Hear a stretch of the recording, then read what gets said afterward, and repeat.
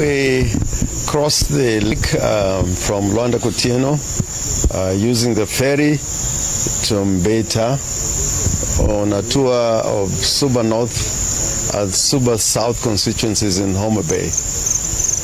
We had very successful trips in Suba South and Suba North. When we got to Mbeta, unfortunately there were some goons who were sent there to try and stop us from getting into the town. The members of the public dealt with them and were able to go into the town, Mbeta, and then Rusinga. We crossed the bridge to Rusinga. We had a very, very good meeting with the people in Rusinga. Came back to Mbeta. We had a very, very good meeting with people in Mbeta. Turnout was very large. I was very happy, particularly when you see women, particularly market women, turning up, leaving their wares and their boggers in the market to come and listen to what we were saying. After the meeting in Mbeta, we proceeded to see Sindo in Suba South. We had a few stops on the way to Sindo. And again in Sindo, there were plans to try and disrupt our visit to Sindo. There were tires lit on the road and goons placed on the road to Sindo.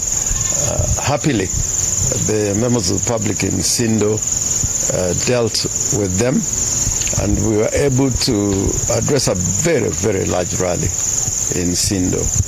I've gone to Sindo many times before, even with our departed hero, Raila Amolo Odinga. I was amazed by the turnout today in Sindo. Earlier, one of us, civilizer here, was hit very badly on the head. Here it is still swollen. He went for first aid, but he insisted that we go to Sindo, and we're happy that our message was well received in Sindo. Of course, we are talking about the party, that the party must remain with the members and with the people, and that the Linda Ground people have sold our party to President Ruto as a tool for him to manipulate politics in Lowland, in Western, and in the coast, and other areas where ODM is very strong. On the way back, because we intended to come back to Kisumu, tomorrow we are attending a funeral of a very honorable Mzee in Bungoma, who was once nominated to Parliament, courtesy of Raila Amolo Odinga. So goons thinking that we are going to stop in Homa Bay and Kindu Bay stopped us on the road just before we reached the Orengo Road, Homa Bay Road at the junction. They put huge boulders and stones across the road. There was an electric pole put across the road, and they had tear gas canisters which they threw to us. My suspicion is that the police were involved, because there is no way that members of the public would have access to tear gas canisters. They attacked us, and in the process, two of us were very badly injured. They were cut on their head very badly. One of them has a terrible injury and is at the Tamarind Hospital being attended to. And the other one, serious injuries, but is not life-threatening. But what we want to say is that this cannot go without us sending a very, very, very big warning to Governor Wanga. This is not how to play politics. In Siaya, everybody comes to Siaya. They do their politics. They even say things about us. We never stop anybody. In fact, sometimes we leave the county to leave them comfortable and in peace. We should be able to access any county or any part of the country.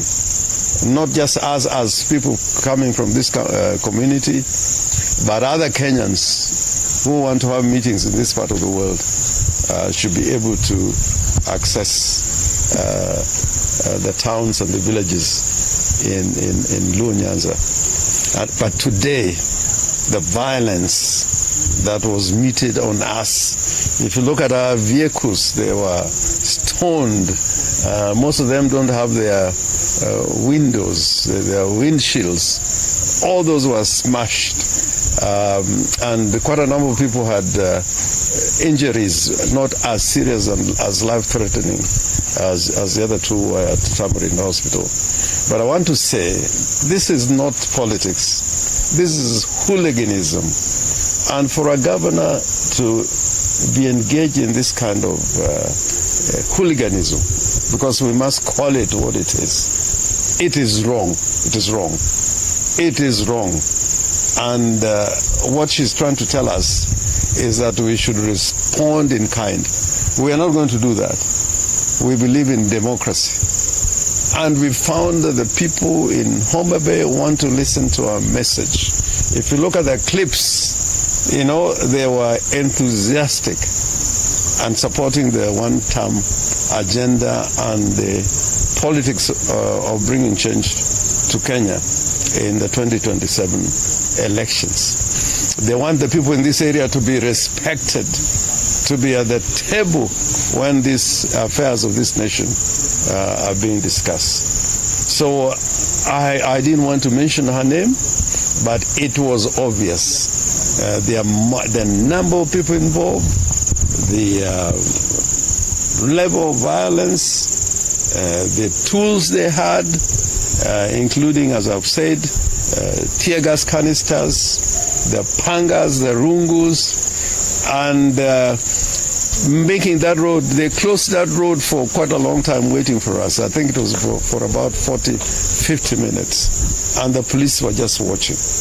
This is inexcusable and must be condemned in the strongest terms. But whatever she does, I am confident that the people of Nyanza who are conscious of their rights are going to make the right decisions. No decision is going to be imposed on them.